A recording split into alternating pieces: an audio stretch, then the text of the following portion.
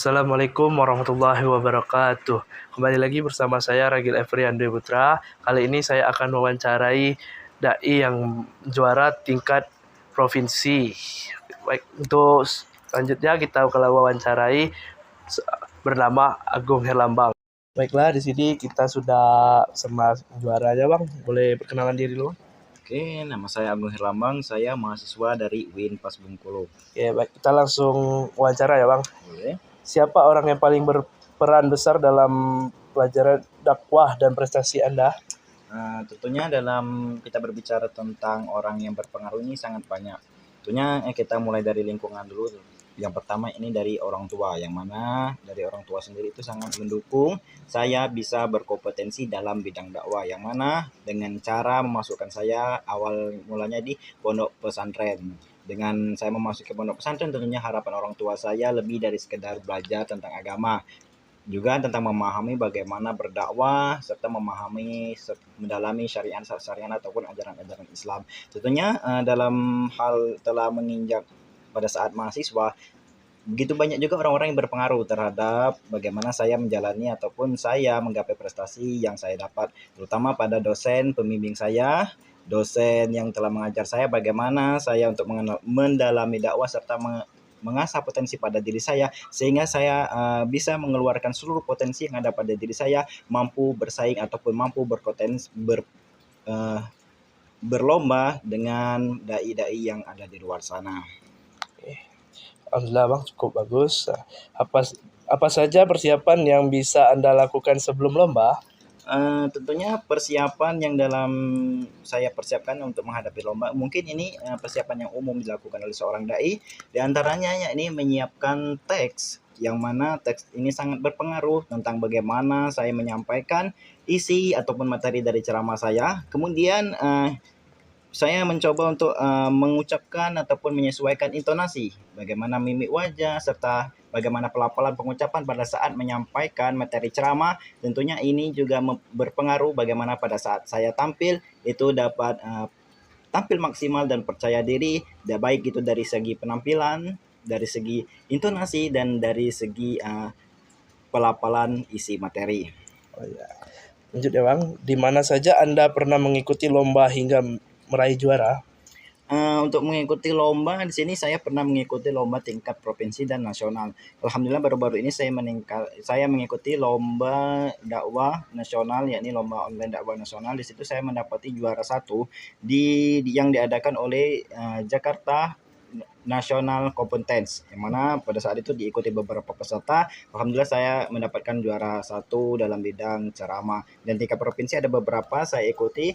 Juga di kampus ini pernah saya ikuti di Stisnu dan lain sebagainya. Alhamdulillah pernah mendapati beberapa juara 1, 2, dan 3. Oke, untuk selanjutnya, kapan pertama kali Anda ikut lomba dakwah hingga akhirnya menjuarai tingkat provinsi? Untuk kapan saya mengikuti lomba ceramah, tentunya ini berawal dari pondok pesantren, yang mana pada saat itu saya pernah mengikuti lomba di dalam pondok, yang mana kemudian dari lomba tersebut saya memberanikan diri untuk tampil dan berlomba di tingkat provinsi pada saat ini saya tinggal di Bengkulu.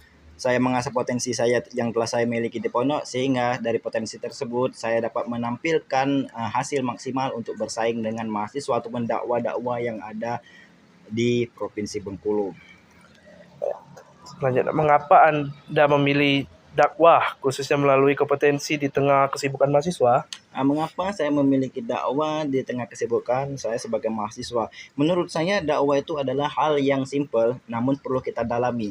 Menurut saya untuk berdakwah ini tidak mengganggu sama sekali kegiatan kemahasiswaan saya. Bagaimana saya menjadi mahasiswa, belajar ke kampus, berorganisasi, dan lain sebagainya. Kemudian saya fokuskan diri saya ke dakwah. Sebagaimana tadi saya katakan, saya memiliki potensi, yang mana ketika di tengah kesibukan menjadi mahasiswa ini saya merasa potensi saya tidak boleh saya tinggalkan.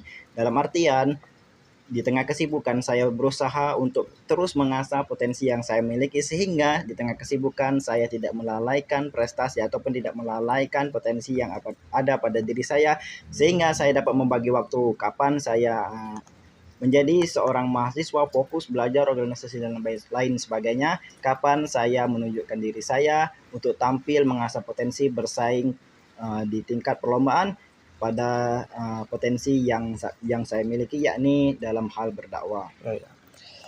Selanjutnya, bagaimana bisa konsisten meraih juara hingga 6 kali di tingkat provinsi? Bagaimana untuk meraih konsistensi sehingga saya dapat meraih kejuaraan 6 kali di tingkat provinsi? Yang pertama tadi saya katakan bagaimana saya terus mengasah potensi saya. Ketika saya juara, umpamanya saya pertama juara 3, saya tidak mudah puas. Yang mana dari juara 3 tersebut saya terus berusaha, terus mengasah potensi saya untuk lebih daripada hari ini. Sehingga pada saat tampil berikutnya dalam perlombaan yang berbeda, saya bisa tampil lebih maksimal sehingga bisa lebih dari yang apa yang saya dapatkan hari ini. Hari ini juara 3, saya bertarget besoknya juara 2 ataupun 1, sehingga ambisi serta tekad saya untuk mengasah potensi ini mampu saya pertahankan hingga saat ini sehingga dapat bersaing di tingkat provinsi maupun tingkat nasional. Selanjutnya terakhir ini Bang, apa harapan Anda ke depannya setelah berhasil menjadi juara berulang-ulang kali di tingkat provinsi ini? Tentunya harapan saya ke depannya, harapan pada diri sendiri supaya bisa menjaga konsistensi, supaya bisa mendapatkan lebih dari apa yang saya dapatkan hari ini, dan harapan ke depannya untuk orang-orang sekitar saya ataupun teman-teman yang di luar sana untuk sama-sama bisa mengasah potensi pada dirinya, karena pada hakikatnya setiap orang itu berprestasi, setiap orang itu berpotensi. Tinggal bagaimana seseorang tersebut memilih jalannya, memilih untuk mengasah potensi tersebut sehingga menonjol dan mampu untuk bersaing dengan orang-orang di luar sana, atau memilih untuk diam dan memendam potensi pada dirinya sehingga seolah-olah potensi itu tidak pernah ada pada dirinya. Oke, baik Bang, itu saja ini wawancara kali ini. Sebelumnya saya terima kasih kepada Bang untuk meluangkan waktunya Bang.